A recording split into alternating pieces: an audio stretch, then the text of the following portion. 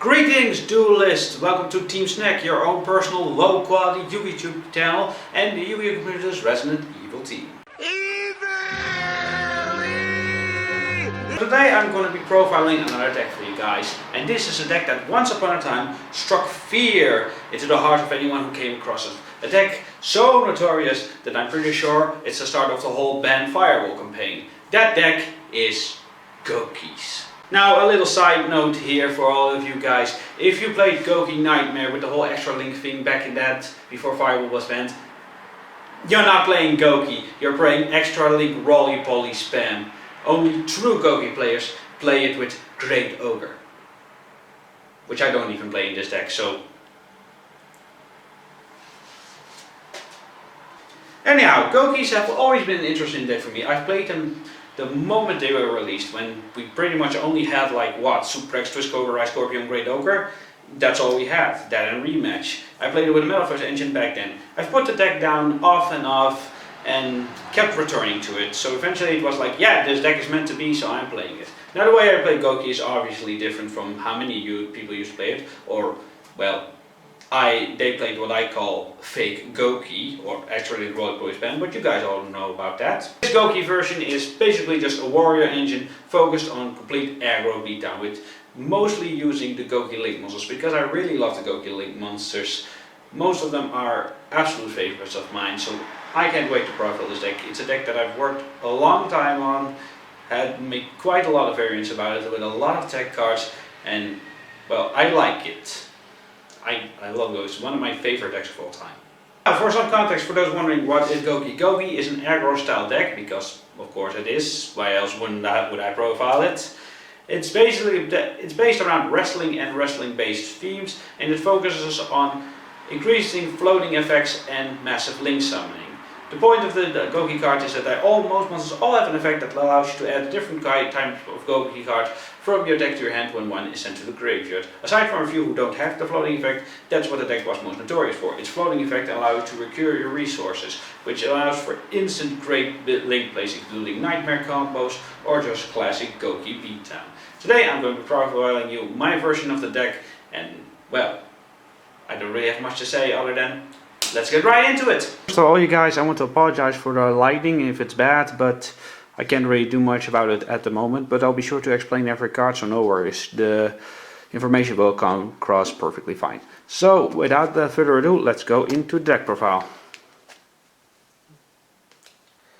We'll start of course with 3 copies of Gouki Suprex. Gouki Suprex is the main starter of the deck, and I would say it's beating hard. When it's summoned you can special summon 1 Gouki from your hand. And the wonderful thing about this card is it's, well, not once per turn. So if you can normal summon it again, you can get an additional special summon. And it has of course the standard floating effect. Then the only other Gouki that I play free of, which 3 copies of Gouki Twist Cobra. You can tribute this card or 1 other Gouki card on the field to give 1 Gouki on the field its attack points until the end of the turn. Well, it's mostly here just to being a name. Its effect comes up sometimes, but you're mostly just here for a name, and it's pretty alright. Then I have 2 copies of Gouki Headbed. One of the things I love about Gouki Headbed is because, well, for one, it's a free special summon. You can discard 1 other Gouki card from your hand and then special summon this card in defense mode and give 1 other Gouki in the field 8 or attack. It boosts the attack, which with the main beater of this deck is pretty alright. Plus free special summon. Plus it's an extra summon off of Isolt if you need to, but I've debated running 3, but 2 is fine. 2 copies of Gouki Ultra Stretch. I find Ultra Stretch one of the most best cards in the deck, mostly because, well, it's mostly your go-to target for Isolt to summon it. Plus, more often than not, this card has saved me from, well, complete loss, because it can reduce battle and effect damage when you're attacked or dealt burn damage. So it's pretty good in that regard, so I always like to have at least 1 copy in my hand at the end of a turn, mostly if I've gone first, so I won't get OTK'd right out of the blue, because unfortunately that's a very real possibility right here. But this is pretty much the main Gouki lineup. We have a couple more though. We have the 1-ups, 1 Gouki Rise Scorpio, one Gouki Bearhug, and one Gouki Moonsault. Now Rise Scorpio and Bearhug are, well, mostly just for a name. Bearhug has a pretty good effect. Rise Scorpio is alright, but they're mostly here for a name and for a flow effect. Moonsault is the interesting one that I want to talk about a bit. Moonsault doesn't have the floating effect that most Goukis have, so you might wonder why I put it in here. Well, the reason is, well, I find it very good. For one, when this card's in your hand, you can reveal it, target one Gouki in your field and return that target to your hand and special summon this card in its place. So basically what I mostly do with this is I recycle Suprex with this effect, because then you get a free Suprex to use again. And its other effect is very good fun. You could target a Gouki Link monster in your graveyard, return to the extra deck, and then add one Gouki from your graveyard to your hand. So basically it allows me to recycle using Suprex, and of course allows me to recycle my Link 2 Goukis, which I more often do. I only have 2 Link 2 Goukis, which is mostly the one I go into the most. And Moonsault, despite not having a floating effect, is pretty alright, and I really love it. I think, yeah, Ring Trader is bad, very situational, and Tag Partner is just bad, but Moonsault is pretty alright. It may not, once again, may not have the floating effect, but it's pretty alright for what it is, so I suggest running it. Then, for a bit of the Warrior engine, we run 3 copies of Junk Forward and 3 copies of Blue Mountain Butterfly. Junk Forward is very simple. When you control a monster, you special summon it. It's literally 4 years old. Blue Mountain Butterfly, EM Ditto, it's basically the same. These are here just for your Isolde plate and your additional Link plays, like the Nightmares. Like, I do run a lot of additional Link monsters that you can all play, but I'll go into that later. But really, Blue Mountain Butterfly and Junk Forward at 3 is just fine. It never really hindered me. And otherwise I can always find a way to get rid of them, so they're not really a problem. Then we have, for the final thing, a few hand traps. 3 Ash Blossom and Joyous Spring, because it's Ash. You always need to have Ash. Ash is always a good thing, especially in this deck. Ash is always a good option. And then 2 copies of Rock, or Nibiru the Pliable Being. Well, I debated putting this in. This is, I think, better off as a side deck card. So if you guys don't have this, an Effect Veiler or a Ghost Ogre works just fine in this case. I might just put Effect Veiler into this case, because having extra negates is never a bad thing. But in the case that I go up against a deck that really brings on something, Nibiru is really great. Honestly, it's better to put this in the side deck. If you guys don't have it, once again, Effect Veiler Ghost Ogre works just about fine in this case. But I play Nibiru in this deck. I main deck Nibiru a lot, just like I main deck Super Poly a lot, because you never know what you're going to go up against. And in my locals, it's pretty diverse what you get into, so yeah, that's why. For the spells, 3 copy of Gouki Rematch. Gouki Rematch needs no explanation, it's a great card. Special summon 2 Goukis with different names.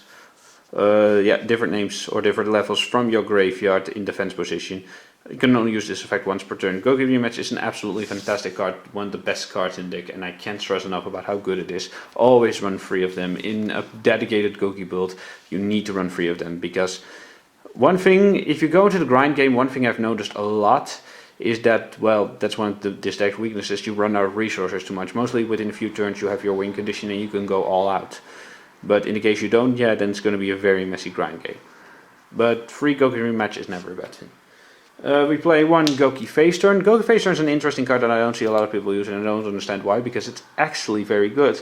Target 1 Gouki card you control, so it can be a Gouki spell or trap card, and 1 Gouki monster in your graveyard. Destroy the card on your field, and if you do, special summon another monster from your graveyard.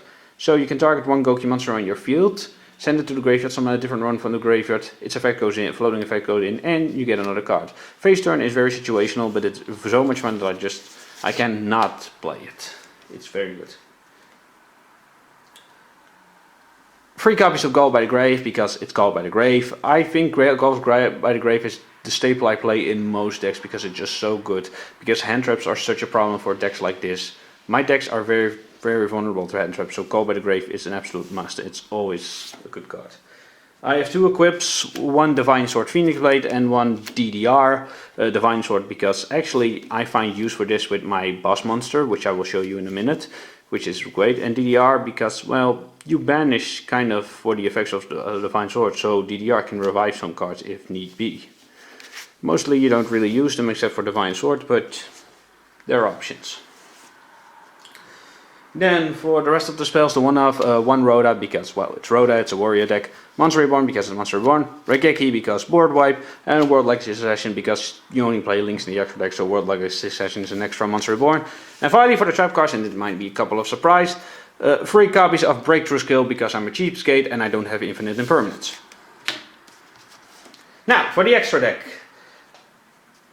The extra deck is mostly only link monsters, and it's probably not what you expect from a Gouki deck unless if you've only watched variants or hybrids, but this is pure dedicated Gouki. So I run 1 copy of Gouki the Giant Ogre. This is one of my favorite monsters of all time, and I have so many great stories with this card because a lot of people are surprised with it and can't get over it. For its effect, it cannot be destroyed by battle, and it's unaffected by the activated effects by all monsters who have less attack points. This card has an attack of 3000. That's a great thing. But another great thing about this card, which you guys may not know about, is that you can raise its attack points by 1000 when its attack is different than its normal. So if its attack points increase or decrease, you can make this card gain 1000 attack. And when this card or a card next to its link is targeted for an effect, you can make this card permanently lose 500 attack to negate that effect. But the thing is, when its attack goes down by this effect, you can also raise it up to 1000. So this is why Divine Sword Phoenix Blade is so good with this card, because basically you equip this with a card, it becomes 3300 and you can immediately raise its attack. So it's absolutely phenomenal. This card, it got so many great stories with this card because a lot of people can't get over it, they don't see it coming. It's absolutely the best monster in this deck, it's the heart and soul of the deck, and I love this card to bits. It's so great and its effect is so surprisingly good. I mean, there are very easy ways to get rid of it. Dark Hole Raigeki are one of them, or Smashing... Oh no, wait, Smashing Ground doesn't work because it doesn't have any defense. Even Fisher, it's the only card on the field. It's easy to get rid of if you think about it, but when most of Yu-Gi-Oh! Now is monster effect centric, yeah, then Giant Ogre can really become a problem later on. Mostly because a lot can get over it. So a lot of games were basically spent like, how do I get rid of this thing? But because I can't get rid of this thing. And that's why I love Giant Ogre to bits. It's my favorite card in this deck and the best card in this deck. We followed it up with 1 Gouki the Master Ogre. Gouki the Master Ogre I usually go into when I have my first turn, because due to its effect it requires 2+ Gouki monsters. You can during either player's turn you can return any number of Goukis next to its links back to your hand to negate an effect on the field. So yeah, basically I can interrupt my opponent's play if I need to. And also this card can attack all monsters your opponents control, but they need to attack the monster with the highest attack first. So yeah, Master Ogre is a very good first turn play, but also when Gouki Finisher comes out, it will become more of a beast than ever. It's also one of my absolute favorite. 1 Gouki Thunder Ogre, this is for the additional normal summon with Supprex. Why? Because, well, basically you can normal summon an extra normal monster next to its link. You can normal summon an additional Gouki next to its link, so you bring this card out, have Supprex in your hand, summon Supprex and another Gouki monster, and then go into Master Ogre. I'll probably make a combo tutorial later on. Gouki the Blade Ogre is an interesting choice because it doesn't really see much play right now. When Finisher comes out, it'll probably be better. You contribute any monster next to its link, though even if it's linked to your opponent monster, it can contribute that monster, then it can attack twice, and it gains 300 attack for each monster next to its link. So basically it can attack twice and it gains attack points. When Gouki Finisher comes out, this card will be a beast, just like Master Ogre. Right now it's kind of like a situation, but it's an interesting card, and when you can make it, it's pretty fun.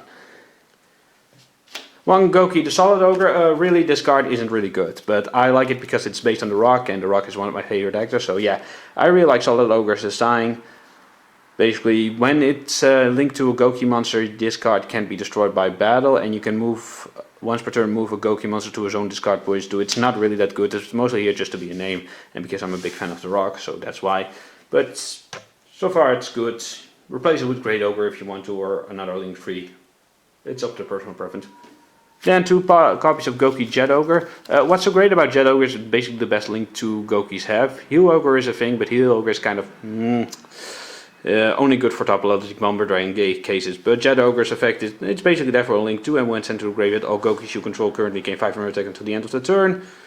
And other effects you don't really go into because you don't need to. So this is basically the Gouki Link lineup. I love it. Now for some game enders, we have 1 Borosor Dragon, because it's Borosor Dragon, it literally ends games. And 1 Magnite Crusadia Avermax, basically unaffected by monster effects and gains attack. It's basically like I would say a cheaper version of Boral Sword until Boral Sword got reprinted. I love that reprint, I so do. But since Gouki is an aggro deck that basically focuses on beatdown, these cards are essential in my opinion. Boral Sword more so, and you can get a Boral Sword for pretty cheap now, which is absolutely great.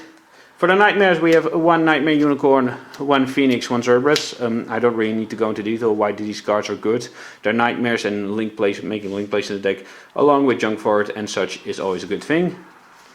For the final cards, 1 Izol, 2 Tales of the Noble Knight.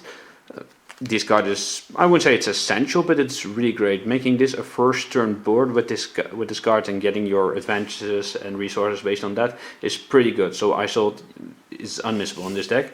Then another interesting choice, Double Bite Dragon. This is an interesting card. Double Bite Dragon is basically unaffected by the effects of non-link monsters and cannot be destroyed by battle except by a link monster. And it requires 2 link monsters to make, and it gains attack equal to the number of link monsters used for its link summon times 300. So if you use Izol and like a link 1, it gains 900 and such. This card is pretty good because it's almost as good as unbeatable by any deck by a link monster. And it addresses well to the final card, 1 link career because Octostretch. Basically what I do in the first turn, if I go first, I make Izol, I make Linkarido, then go to Double Bite, and then end up with a board with Double Bite and Master Ogre, which is pretty good. So yeah, that's basically the deck for you guys. Hope you enjoyed. So I really hope you guys enjoyed that deck profile. Let me know in the comments down below what you thought about it. Leave a like and subscribe. And now for the question I have, which is, what competitive deck that used to be competitive in the past and is now more or less casual is your favorite? One of the first things that comes to mind is Necros. Like, Necros still has the capabilities, but it is no longer in its prime as it used to be because, well, power creep is a thing and a lot of things have changed since then. Or Shadows even. Anyway, let me know which once great competitive deck that is now more or less casual / rogue is your favorite. Let me know in the comments down below. And once again, leave a like, subscribe, and let me know what kind of content you guys would like to see in the future. This was Midas from Team Snek, and I'll see you guys later.